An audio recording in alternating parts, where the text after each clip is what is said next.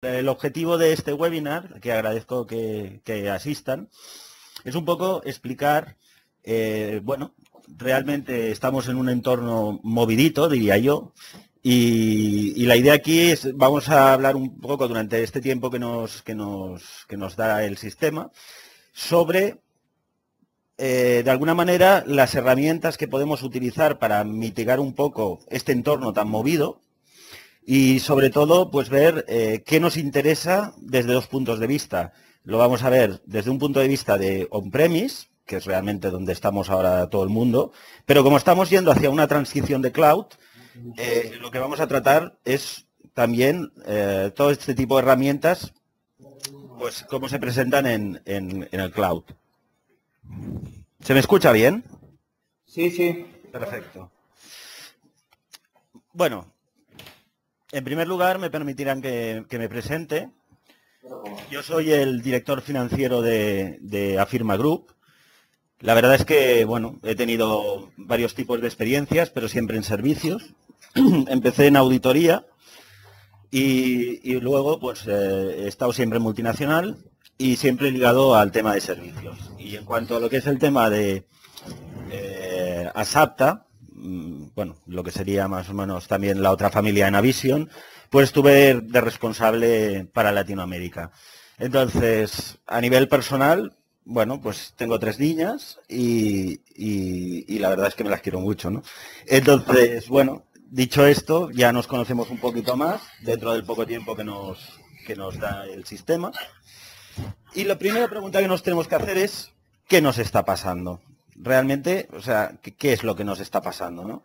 Esta mañana venía en el coche y lo primero que oía es que hay 4 países que tenemos que rescatar, ¿no? Es decir, Grecia, Portugal, Irlanda y ahora se ha unido Italia, ¿no? Entonces, ¿qué ocurre? Bueno, pues estamos en una situación económica complicada. Los crecimientos más o menos son de un 3%, yo diría que más bajos en estos momentos.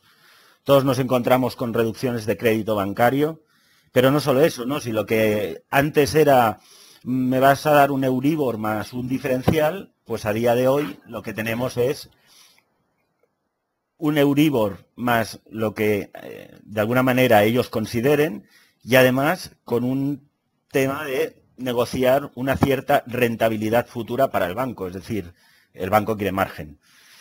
Estamos con un paro continuado de larga duración. Las últimas noticias es que los becarios, que en principio no tenían excesivo coste, ahora tienen que cotizar por el régimen general de la Seguridad Social. La volatilidad de las divisas, continuamente estamos con los temas del dólar, arriba, abajo, que si fluctúa, que si me voy a un analista y me dice que va a bajar, uno que me dice que va a subir. Tenemos una incapacidad total para controlar las políticas monetarias, riesgos países muy importantes, alto déficit público, incremento de deuda. Y claro, todos estos pequeños cosas que al final hacen una gran montaña, incide directamente en nuestro mercado, en nuestras ventas, en nuestros periodos de cobro, etcétera, etcétera. Y donde creíamos que nosotros podíamos actuar, que eran los BRIC, ¿no? Decir, bueno, pues nos vamos a ir a los BRIC porque, bueno, no tienen una cierta crisis y aunque tengamos menos margen, pues bueno, podremos generar más ventas, etcétera, etcétera. Pues bueno, resulta que no están creciendo tanto como se preveía. Con lo cual tenemos lo de siempre, ¿no? Una recuperación a 2 velocidades. ¿Y qué ocurre? Bueno, pues que la recuperación económica no cobra impulso. Entonces, cuando estamos hablando de épocas de crecimiento, pues todos tenemos muy claro, ¿no? Que tenemos que incidir en ventas, crecimiento de ventas, y no nos importa tanto lo que es fidelizar al cliente, sino que lo que nos interesa es volumen, ¿no? Claro, en estos momentos tenemos que tener, o sea, una serie de indicadores que lo que nos servía, digamos, para épocas de bonanza, a día de hoy no nos sirve, ¿no? En épocas de bonanza, bueno, pues te mirabas si el margen bruto, te mirabas el crecimiento de ventas y poca cosa más, ¿no? Y te mirabas los EBITDAs, etcétera. Pero no hacías caso a otros o no hacías mucho caso a otro tipo de indicadores. Entonces, el objetivo de hoy es que veamos qué tipo de indicadores son críticos, cómo los podemos medir y de qué manera, bueno, nos pueden ayudar a paliar un poco la situación actual. Bueno, tenemos una realidad, ¿no? O sea, todo el mundo hace planes de negocio, todos los creamos, los hacemos, pero tenemos unos planes de negocio que luego cuando vamos a la realidad vemos que tenemos desviaciones. Y claro, ¿qué ocurre? Bueno, pues que estamos basando nuestros planes de negocio en una cifra de ventas, que no depende de la compañía, sino depende de un cliente. Entonces, claro, al depender esa cifra de ventas de un cliente, nosotros realmente creamos una serie de acciones, como todos sabemos, y hacemos una serie de actividades para poder asegurar esa cifra, pero realmente no tenemos excesivo control sobre ella. No tenemos tanto control, digamos, como tuviéramos con los costes o, bueno, con todo lo que es la parte desde financiación, ¿no? Entonces, ¿qué ocurre? Bueno, pues ocurre lo siguiente, que nosotros creamos unas cifras de negocio que pensamos que se va a cumplir y planteamos un plan estratégico y decimos, bueno, mi idea es, quiero ser de mayor, lo que sea. Pues quiero tener una cifra de tanto, lo que organizamos como misión o misión, ¿no? ¿Y qué ocurre? Bueno, pues creamos unas cifras de negocio y atadas a esas cifras de negocio tenemos un plan de capacidad. Y ese plan de capacidad implica que contratamos una serie de recursos y realmente en nuestro mundo, pues esos servicios pocas veces realmente se subcontratan, ¿no? Sino que son parte de la plantilla. Y eso al final es un coste fijo. Y ese coste fijo, sobre un plan de negocio que creíamos que se iba a cumplir, resulta que tenemos una estructura sobredimensionada, con unas capacidades que no son necesarias para el plan de negocio como se está cumpliendo, pero nos encontramos que, claro, como son costes fijos, aunque me bajen las ventas, los costes fijos no me bajan. Y si quiero bajar esos costes, pues bueno, tengo un nuevo coste añadido, ¿no? Que sería el coste de la indemnización. Entonces, claro, ¿qué ocurre? Bueno, pues tenemos un gap, tenemos básicamente dos gaps, ¿no? Entre el plan de negocio que creamos y lo que es la realidad, y un segundo gap que es, teniendo un plan de negocio, se cumpla o no se cumpla, tenemos un segundo gap que es con el día a día, no con la realidad, sino con el día a día. Es decir, tenemos que alinear dos cosas. Tenemos que alinear un plan estratégico con la realidad y un plan estratégico con una serie de objetivos, alinearlo con una operativa y, por tanto, esos dos gaps, que al final muchas veces no se cumplen, pues de alguna manera nos los tiene que facilitar el puente entre esos dos gaps, una herramienta que se llama cuadro de mando. Esa herramienta que se llama cuadro de mando, lo único que nos va a hacer es alinear la estrategia con la operativa, de tal manera que podamos comunicar a la organización lo que nosotros creemos que debe ser ese plan estratégico. Al final, las primeras preguntas que hay que plantearse es ¿dónde quiero estar, no? Es decir, ¿cuál es el tamaño real que tiene mi empresa? ¿Y hasta dónde quiero llegar? ¿Cuánto quiero crecer? Es decir, ¿y cómo voy a crecer? ¿Voy a crecer por alianzas? ¿Voy a crecer yéndome a otros mercados y deslocalizando? Eso es lo primero. Segundo, todos queremos, ¿no?, un negocio rentable. Primero porque al final es lo que nos van a exigir los accionistas y el mercado. Entonces, ¿cómo quiero ser, no? Es decir, ¿cuánto riesgo estoy dispuesto a asumir? ¿Cómo voy a invertir en ese negocio que quiero que sea rentable? ¿Cuánto me voy a tener que esforzar? ¿Qué tengo que buscar fuera del mercado que no tenga dentro? ¿Y cómo conseguir los objetivos, ¿no? Que al final los objetivos, pues al final no son los objetivos financieros que nos piden los accionistas, sino son unos objetivos que tenemos que tener en cuenta que nos pide el mercado. Porque si solo hacemos caso a los objetivos que nos piden los accionistas o solo hacemos caso a lo que nos piden los clientes, tendremos un problema. Es decir, es todo un conglomerado, ¿no? Y por tanto, ¿qué decisiones, qué acciones y qué impacto en el negocio pues van a tener los planes que haga, las pipes que yo revise, los forecasts que cree, etcétera, ¿no? Por lo tanto, ¿qué tenemos? Bueno, pues tenemos básicamente primeras herramientas. ¿Qué tenemos? Tenemos un plan estratégico. Ese plan estratégico es el objetivo de la empresa para alcanzar la visión, ¿no? La misión y la visión. La visión al final es ¿qué quiero ser de mayor?, ¿no? ¿Qué le llamo yo? Del plan estratégico bajaremos a un plan de alguna manera táctico, ¿no? Plan estratégico estaríamos hablando de nivel muy alto ejecutivo, plan táctico estaríamos hablando de mandos intermedios, el plan operativo serían los diferentes colaboradores de la organización y a partir de ese plan estratégico, ese plan táctico y ese plan operativo, nosotros creamos un presupuesto que vamos siguiendo y vemos las desviaciones, ¿no? Sobre ventas, sobre costes, etcétera. ¿Qué situación nos encontramos actualmente en el mercado TIC? Bueno, los clientes han cambiado. Los clientes ahora son mucho más exigentes, están muy bien informados, saben lo que quieren. Internet, por ejemplo, ha dotado a esos clientes de muchas herramientas para poder tener argumentos distintos, ¿sí? Después, ¿qué tenemos? Tenemos los márgenes de producto y servicios están canibalizando, ¿no? Es decir, ¿qué estamos haciendo? Bueno, estamos sacando margen al final el precio de venta de las licencias. Nos estamos comiendo las horas. Nos estamos comiendo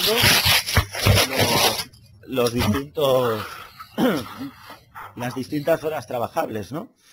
Entonces, lo primero que hay que ver es decir, bueno, tenemos unos clientes más exigentes que no permiten que se les cambie el precio y, por tanto, nosotros tampoco tenemos que perder. Y si queremos seguir vendiendo, tenemos que bajar el precio, pero entonces estamos perdiendo margen.